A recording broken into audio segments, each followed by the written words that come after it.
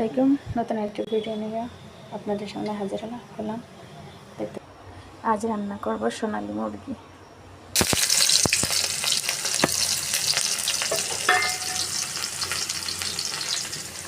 দিয়ে দিয়েছে পেঁয়াজ কুচিটা ভাজা হলে দিয়ে দেবো অন্যান্য সব মশলা, রসুন বাটা, আদা বাটা, জিরা বাটা, ধনিয়ার গুঁড়ি, মরিচের গুঁড়ি, হলুদ, স্বাদ মতো লবণ। মশলাটা কষানোর জন্য একটু পানি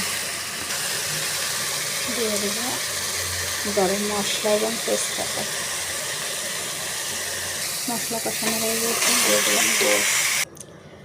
এটাকে কষানোর জন্য সামান্য পরিমাণ পানি দিয়েছে। এখন শীষ দিয়ে নেব 7 থেকে 8টা। যেহেতু এটা সোনালী মুরগি তাই একটু সময় লাগবে, তাই প্রেশার কুকারে উঠিয়ে দিয়েছি।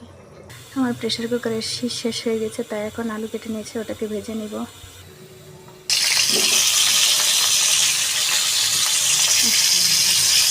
কষা দেবে বলে আলু ভাজি আমার হয়ে গিয়েছে, এখন একটা কষার ভিতর দিয়ে দেবো।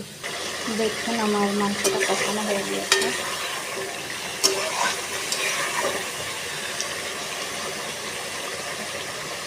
এখন আমি এটার ভিতর দিয়ে দিব আলু, দিয়ে দিলাম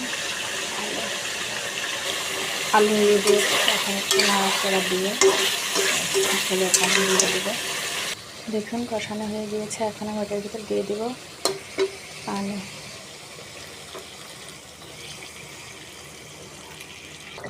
দেখুন ঝোলে জাল উঠে গেছে, হয়তো বা কিছুক্ষণের ভিতরে হয়ে যাবে ইনশাল্লাহ। দেখতে থাকুন।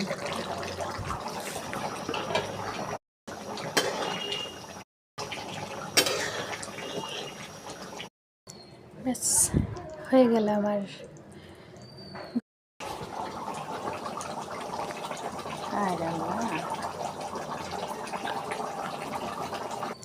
ব্যাস হয়ে গেল আমার গোশের ঝোল রান্না ফাইনালি।